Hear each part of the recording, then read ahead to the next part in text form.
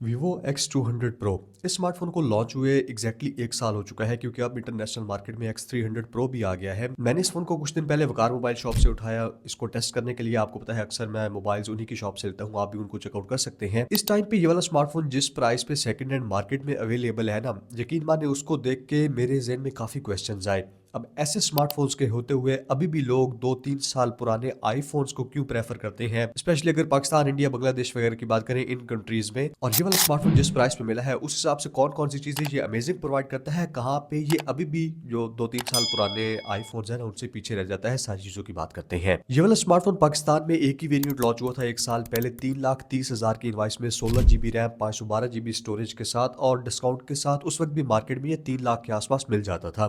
लेकिन अभी एक साल बाद ये वाला स्मार्टफोन सेकंड हैंड मार्केट में आपको 2,20,000 से 40,000 के दरमियान इजीली देखने को मिल जाएगा। कुछ ना कुछ वारंटी भी होगी, 5 महीने, 7 महीने या 10 महीने की वारंटी के साथ भी मिल सकता है। अब इस प्राइस पे यानी कि 2,20,000 से 40-50,000 पाकिस्तानी रुपीस की बात कर रहा हूँ, आपने अपने मुल्क के हिसाब से करेंसी को कन्वर्ट कर लेना है। 2 से 3 फोन आते हैं। Xiaomi का मेरे ख्याल में 15T Pro आ जाता है, Samsung Galaxy S25 FE है, और Vivo का अपना बॉक्स पैक X200 FE भी 2,20,000 इनवाइस है, लेकिन ऑब्वियसली डिस्काउंट के साथ मार्केट में वो 2 लाख के आसपास मिल जाता है। लेकिन अगर सेकंड हैंड मार्केट की बात करते हैं तो इसका कंपटीशन एक तो iPhone 13 Pro Max और iPhone 14 Pro के साथ है, क्योंकि 14 Pro Max जो है ना वो तकरीबन 2,70,80,000 में चला जाता है। जो 14 Pro है वो 2,10,20,000 30,000 के आसपास है, और 13 Pro Max भी इसी प्राइस के आसपास है। चले आप 14 Pro Max को भी इसके कंपटीशन में ले लें, और सैमसंग की तरफ से सैमसंग S23 Ultra और S24 Ultra भी जो 256 GB वाला वेरिएंट है वो 2,60,70,000 में आता है। उस हिसाब से ये उसके साथ भी कम्पीट करता है। इसकी एक बार आप स्पेसिफिकेशंस चेक करें, 16 GB की रैम है, 512 GB की स्टोरेज है, 6.8 इंचेस का क्वाड HD रेजोल्यूशन का डिस्प्ले प्रोवाइड किया गया है 120 हर्ट्ज रिफ्रेश रेट के साथ। डिस्प्ले पे जितनी भी स्पेसिफिकेशंस आप इमेजिन कर सकते हैं एक फ्लैगशिप स्मार्टफोन से, वो सारी आपको प्रोवाइड कर देता है। मीडियाटेक Dimensity 9400 का प्रोसेसर है, जो पिछले साल मीडियाटेक का फ्लैगशिप प्रोसेसर था। अभी मेरे पास ये वाला स्मार्टफोन FunTouchOS 15 और Android 15 के ऊपर है, लेकिन बहुत ही जल्द इस स्मार्टफोन में Origin OS 6 जो एंड्रॉइड 16 के ऊपर बेस्ड है उसकी अपडेट आने वाली है। और यकीन माने वीवो के स्मार्टफोन्स के लिए इससे बड़ा फीचर अपडेट कोई नहीं होना। मतलब टोटली स्मार्टफोन की लुक चेंज हो गई है, बहुत सारे नए फीचर्स देखने को मिल जाते हैं। जो लिक्विड ग्लास के एस्थेटिक्स है ना, जैसे एप्पल ने iOS 26 में दिए हैं, वैसे ही आपको Origin OS 6 में वीवो प्रोवाइड करने वाला है। अभी इस स्मार्टफोन में 4 से 5 साल की मजीद अपडेट्स भी आएंगी, यानी कि एंड्रॉइड 19 तक जाएगा, तो सॉफ्टवेयर अपडेट्स के हिसाब से भी सॉर्टेड है।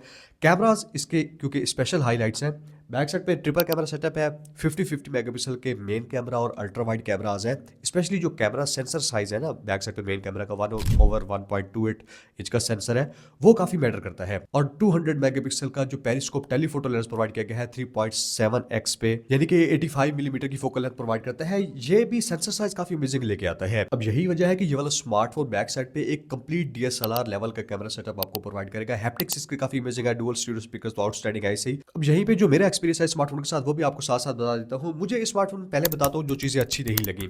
अब इसमें जो 32 मेगापिक्सल का सेल्फी कैमरा है ना, वो स्पेशली वीडियोस में काफ़ी हद तक हाईलाइट्स को, डायनेमिक रेंज को कई दफ़ा ब्लो आउट कर देता है। उसके अलावा क्योंकि नए के हिसाब से देखें तो 3 लाख के आसपास आया था, तो वहाँ पे इसका सेल्फी कैमरा कम्पीट नहीं कर सकता। लेकिन अब जिस प्राइस पे ये वाला स्मार्टफोन मिल रहा है उस हिसाब से काफ़ी डिसेंट सेल्फी कैमरा प्रोवाइड कर देता है। स्टिल ये बेस्ट नहीं है। इस प्राइस पे ज़्यादा सेल्फी कैमरा अच्छा सैमसंग S24 अल्ट्रा का होगा या iPhone 14 Pro Max का होगा। इसका सेल्फी कैमरा जो है ना थोड़ा सा वीक पॉइंट है। ये वाली वीडियो Vivo X200 Pro के फ्रंट कैमरा से शूट हो रही है पोर्ट्रेट वीडियो मोड में, और ये एक इशू मैंने नोटिस किया है। अब इतनी ज़्यादा प्राइस का फ़ोन है लेकिन उसके बावजूद फ्रंट कैमरा से अगर आप पोर्ट्रेट वीडियो रिकॉर्ड करते हैं ना, तो ये 1080p 30 FPS रेजोल्यूशन प्रोवाइड करता है। 4K रेजोल्यूशन पे आप इस स्मार्टफोन के फ्रंट कैमरा से पोर्ट्रेट वीडियो रिकॉर्ड नहीं कर सकते। पोर्ट्रेट वीडियो बैक कैमरा से अगर आप रिकॉर्ड करते हैं तो 4K 60 FPS पे भी कर लेता है। बाकी माइक्रोफोन का पिकअप कैसा है उसका आपको आइडिया हो जाएगा, और डिटेल्स वगैरह। कैमरा जैसे मैंने बताया ना काफ़ी हद तक लाजवाब है। सिर्फ जो सेल्फी कैमरा है वो बैक कैमरा से काफ़ी हद तक आप समझ सकते हैं थोड़ा बहुत डाउनग्रेड है, लेकिन ओवरऑल स्मार्टफोन की, अब एक बार जहाज गुजर ले उसके बाद बोलता हूँ, लेकिन स्टिल आप फ्रंट कैमरा से 4K 60 FPS पे वीडियो रिकॉर्डिंग कर सकते हैं, तो वीडियो की सपोर्ट आपको पूरी पूरी मिल रही है। बैक कैमरा से तो आप 4K 120 FPS और 8K 30 FPS पे भी कर सकते हैं। तो बैक कैमरा की जो कैपेबिलिटीज है, पावर है, वो तो इनसे लेवल की है, लेकिन फ्रंट कैमरा स्मार्टफोन के ओवरऑल पैकेज के हिसाब से थोड़ा सा डाउन है। और मीडियाटेक Dimensity 9400 प्रोसेसर ओवरऑल काफ़ी अच्छा है, पावरफुल प्रोसेसर है। तकरीबन सारी गेम्स पे आपको मैक्सिमम सेटिंग्स अनलॉक देखने को मिल जाती है, लेकिन ये थोड़ा बहुत हीट होता है। इसमें जो FunTouch OS 15 है, ये बहुत ही सिंपल सा सॉफ्टवेयर है। ये तो मुझे इतना पसंद नहीं है, लेकिन अभी जो Origin OS 6 आ रहा है वो डेफिनेटली मुझे काफ़ी पसंद आ रहा है। तो उसके साथ मेरी वो शिकायत भी इस स्मार्टफोन के साथ सॉर्टेड हो जाएगी। और वीवो से एक और रिक्वेस्ट भी है कि स्मार्टफोन की हैप्टिक मोटर काफ़ी अमेजिंग है, लेकिन जो हैप्टिक फीडबैक है ना, उसको जगह जगह पे UI में इंटीग्रेट नहीं किया गया। फॉर एग्जाम्पल, जब वॉल्यूम अप एंड डाउन करते हैं तो यहाँ पे आपको किसी किस्म का हैप्टिक फीडबैक देखने को नहीं मिलता, जबकि जो बाकी UIs है, ओप्पो का कलर OS, सैमसंग का One UI, इस तरह के बहुत सारे वो हैप्टिक फीडबैक वहाँ पे प्रोवाइड करते हैं। डिस्प्ले इसका मुझे काफ़ी अच्छा लगा है। क्वाड कर्व डिस्प्ले, बहुत ही सटल से कर्व है, कोई शार्प एजेस नहीं है कि डायरेक्ट मतलब एज हो और मोबाइल फोन गिरे तो टूट जाए, उस तरह का कोई सीन नहीं है। लेकिन क्योंकि अब इस तरह के डिस्प्ले हमें मिड रेंज में फॉर एग्जाम्पल वीवो V60 भी प्रोवाइड कर देता है, ओप्पो रेनो 14 वगैरह में है, तो इसकी कोई स्पेशलिटी फील नहीं होती। हाँ, रेजोल्यूशन अच्छी है, लेकिन सामने देखने से ना एक जो फ्लैगशिप वाली फील आती है। फॉर एग्जांपल, आईफोन का डायनामिक आइलैंड है, या फिर सैमसंग S24 अल्ट्रा में जो एक बॉक्सी सा एज है, वो थोड़ी सी डिफरेंट फील कराते हैं। मुझे वो वाली जो करेक्टरिस्टिक है ना, यहाँ पे फील नहीं हुई। बैटरी चार्जिंग स्पीड का डिपार्टमेंट भी इस फोन का काफी सॉलिड है। 6000 mAh की बैटरी है। इस कॉम्पिटिशन में और कोई भी फोन इतनी अच्छी बैटरी प्रोवाइड नहीं करता। और साथ ही आपको 90 वाट की फास्ट चार्जिंग की सपोर्ट, 30 वाट की वायरलेस चार्जिंग सपोर्ट भी है। वैसे तो 90 वाट का जो चार्जर है ना, वो इस स्मार्टफोन की बैटरी को वीवो, क्योंकि बॉक्स के अंदर चार्जर भी आपको बॉक्स में प्रोवाइड कर देता है, 1 घंटा से नीचे नीचे आपका ये वाला स्मार्टफोन फुली चार्ज हो जाएगा। सबसे ज्यादा मुझे स्मार्टफोन में जो चीज पसंद आई है, डेफिनेटली वो स्मार्टफोन के कैमराज हैं। मेन कैमरा तो अच्छा है ही सही, लेकिन जो टेलीफोटो लेंस है ना, वो एक मेन हाईलाइट है। और यकीन माने 2,20,000 से 40,000, जैसे मैंने बताया ना, इस प्राइस पे ये सेकंड हैंड मार्केट में मिल रहा है। कोई भी और कैमरा इस स्मार्टफोन के बैक कैमरास के साथ कंपीट नहीं कर सकता। चाहे आप सैमसंग S24 अल्ट्रा को ले आए, वो इस प्राइस पे वैसे आता नहीं है, ऊपर चला जाता है। सैमसंग S23 अल्ट्रा आता है इसके कंपटीशन में। दूसरा आईफोन 14 प्रो या 14 प्रो मैक्स। अब आईफोन वीडियो में कैपेबिलिटी काफ़ी हद तक अच्छी लेके आता है, लेकिन इस स्मार्टफोन की जो वीडियो है ना, वो आईफोन 14 प्रो से ज़्यादा अच्छी है। स्पेशली आईफोन में जो सिनेमैटिक वीडियो है ना, उसमें काफ़ी हद तक एजेस वगैरह ख़राब हो जाते हैं। मैंने क्योंकि ट्राई किया हुआ है, 1-1.5 साल पहले मैं वही स्मार्टफोन यूज़ कर रहा था।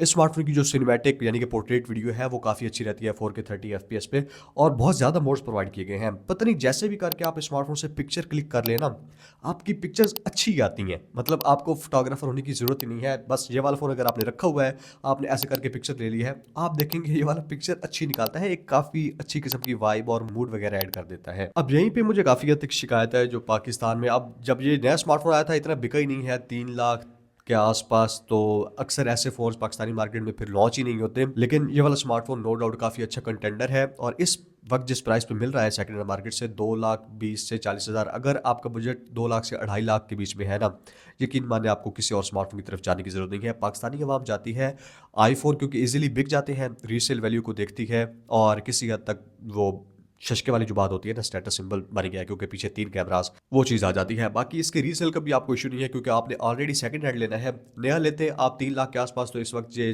40-50,000 60,000 वैल्यू गिरा चुका होता। वो वैसे आईफोन भी गिरा देते हैं। आईफोन 16 प्रो मैक्स, जिससे बाय द वे ये वाली वीडियो शूट हो रही है मेरी, ये जब नया आया था 4,60,70,000 का था पाकिस्तान में, लेकिन इस वक्त मार्केट में ये 3,80,90,000 के आसपास है। तो 1 साल में ये भी काफ़ी वैल्यू लूज़ कर चुका है। हर एक फ़ोन करता है, ये बात गलत है कि आईफोन वैल्यू लूज़ नहीं करते। मेरा स्मार्टफोन के साथ जो टाइम था ना, वो बहुत अच्छा गुजरा है, और मुझे इस प्राइस के आसपास इससे अच्छा और कोई भी फ़ोन नज़र नहीं आता।